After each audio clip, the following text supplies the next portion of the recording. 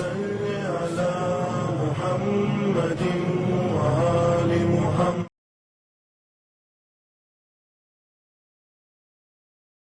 ماشاء اللہ لا حول ولا قوة الا باللہ العلی العظیم. اعوذ باللہ السمیع العلیم من الشیطان الرجیم. بسم اللہ الرحمن الرحیم. قال اللہ سبحانہ تبارک وقولہ الحق. بسم اللہ الرحمن الرحیم. سبحان الذی اسری بعبدہ لیلا من المسجد الحرام الى المسجد الاقصی.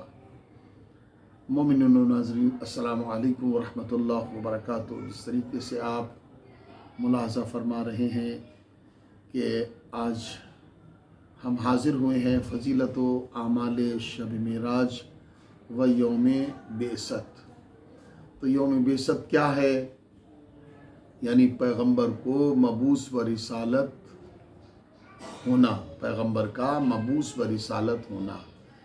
آج کی شب اور کل کے روز کے اوقات میں اللہ نے پیغمبر کو مبعوث و رسالت کیا، رسالت جیسا عہدہ پیغمبر کو عطا فرمایا.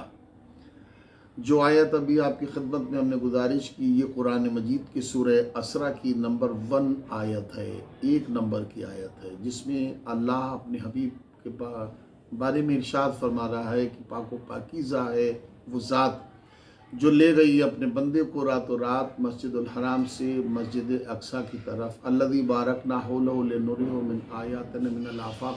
یعنی مطلب کیوں لے گئی؟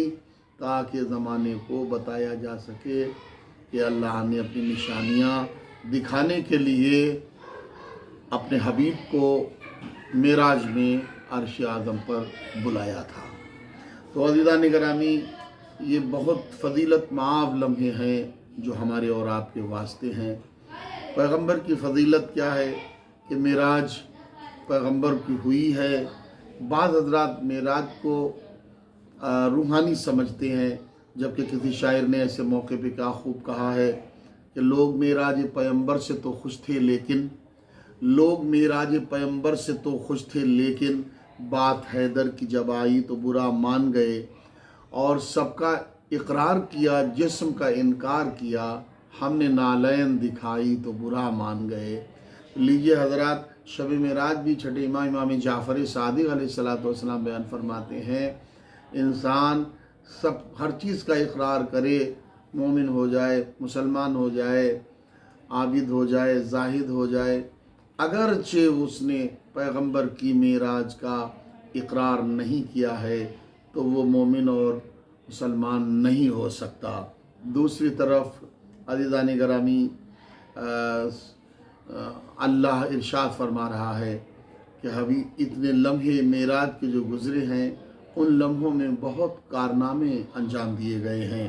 اللہ نے نشانیاں بھی دکھائیں، اور بی بی سیدہ طاہرہ اور مولا کائنات کے درمیان ان کی شادی کا معاملہ بھی طے ہوا، اور بھی بہت سے معاملات. سرکار رسالت مآب نے کوثر کو دیکھا، جنت کو دیکھا، سیر کی، اور وغیرہ وغیرہ، اور بھی بہت معاملات ہیں. لیکن ہمارے اور آپ کے لیے اس شب میں اور آنے والے روز میں اعمال کیا ہیں، اس کی بھی افادیت میں آپ حضرات کی خدمت میں حاضر کرنا چاہوں گا، تاکہ وقت کے اندر آپ کو پروفٹ زیادہ سے زیادہ حاصل ہو سکے.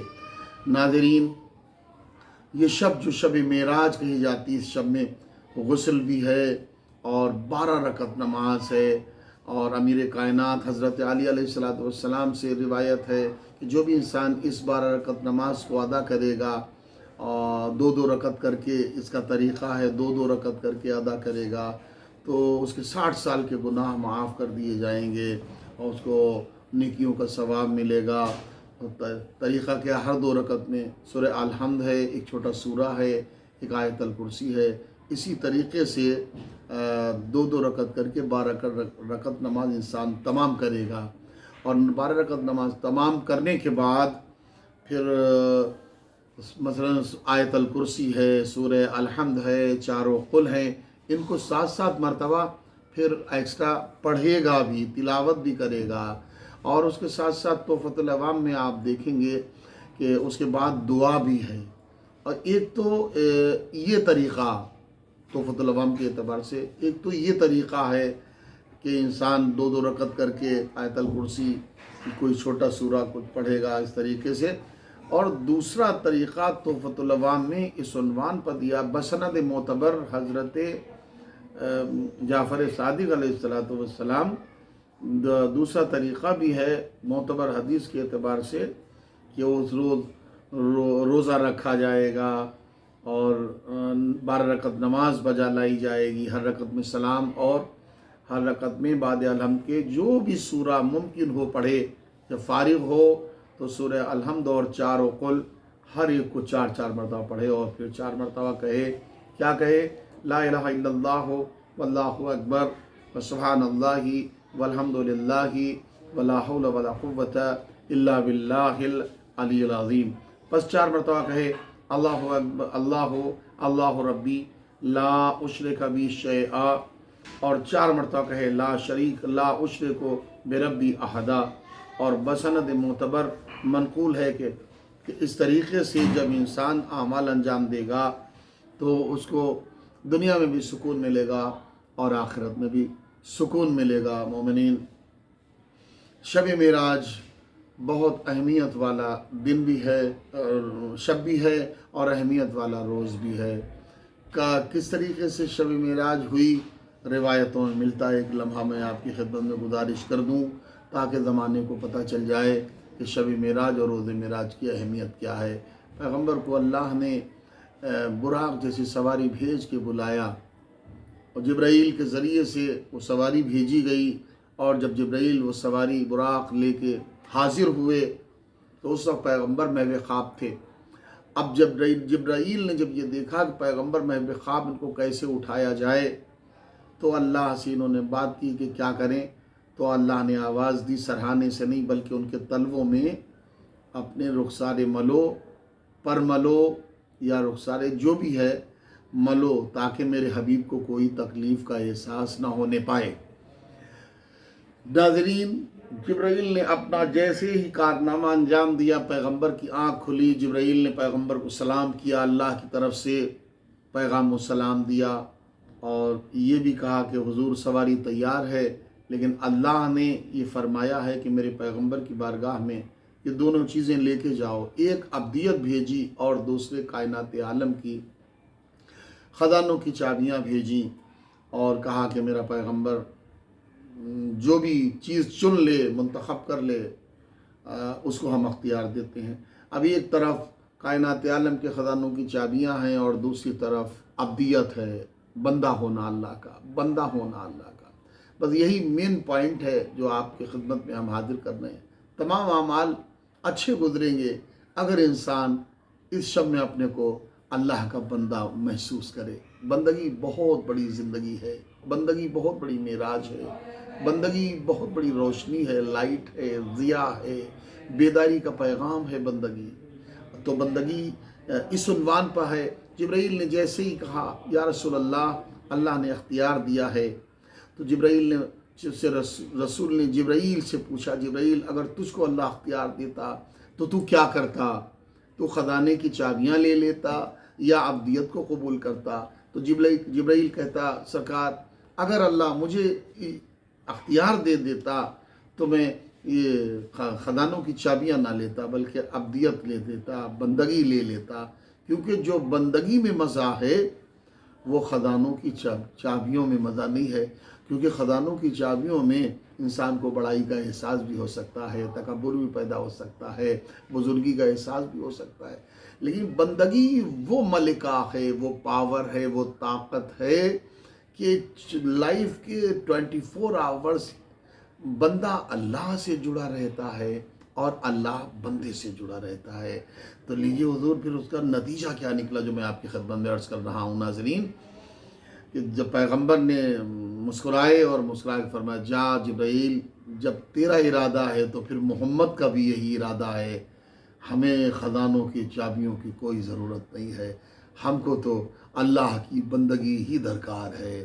بس جیسے ہی پیغمبر نے فرمایا ہمیں اللہ کی بندگی درکار ہے، بس ویسے اللہ نے وہی فرمائی جبرائیل کو، جا میرے پیغمبر کو بہت عزت و احترام کے ساتھ براق جیسی رف نورانی سواری پر بٹھال کے میری طرف لے کے آؤ، میں میزبان ہوں، میرا حبیب میرا مہمان ہے۔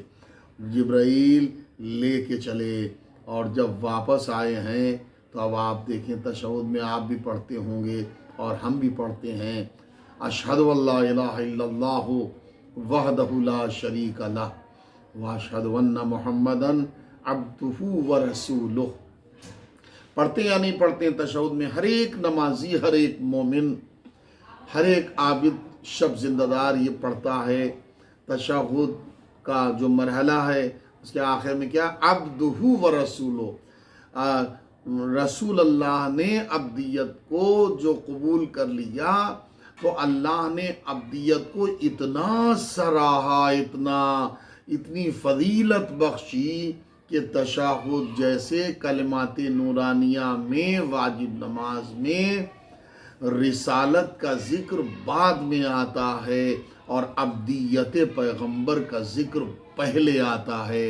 تو ناظرین، بس اس بات سے ہم یہی گزارش کرنا چاہیں گے کہ جیسے کل پیغمبر اکرم نے اب خزانوں کی چابیوں کو چھوڑ کے عبدیت قبول کر لی تھی، آج بھی اپنی ہم پریزنٹ لائف میں اگر عبدیت پر ہم گامزن رہیں تو ہم ہمیشہ اللہ سے بھی قریب رہیں گے اور رسول اللہ سے بھی قریب رہیں گے اور وجہ اللہ مولائے کائنات اور اہل بیت اطہار علیہ السلام سے بھی قریب رہیں گے۔ مومنین و ناظرین، بس لمحہ پورا ہو رہا ہے، معراج کا لمحہ۔ معراج ہمارے لیے بھی معراج ہے، جیسے کل پیغمبر کے لیے معراج تھی، آج ہمارے لیے معراج ہے کہ ہم نماز جو پڑھتے ہیں بندگی کو پیش نظر رکھتے ہوئے نماز پڑھیں تو ہماری نماز معراج۔ ہم روزہ رکھتے ہیں، بندگی کو پیش نظر رکھتے ہوئے روزہ رکھیں گے تو ہمارا روزہ کامیاب بھی ہے اور معراج بھی ہے۔ غرض کوئی بھی ہم عمل اگر کریں تو بندگی کو پیش نظر رکھتے ہوئے کریں، ہم بوس بن کے نماز نہ پڑھیں، ہم بڑے بن کے نماز نہ پڑھیں، ہم بندے خدا بن کے ہم نماز، روزہ، حج و زکوٰۃ جو بھی امر خیر ہے وہ انجام دیں تو اللہ نہ ہمیں اپنے سے کبھی جدا فرمائے گا اور نہ اللہ ہم سے کبھی جدا ہوگا۔ ہم اللہ سے قریب ہوتے رہیں گے اور اللہ ہم سے قریب ہوتا رہے۔ وآخر دعوانا ان الحمدللہ رب العالمین، والسلام علیکم ورحمۃ اللہ وبرکاتہ۔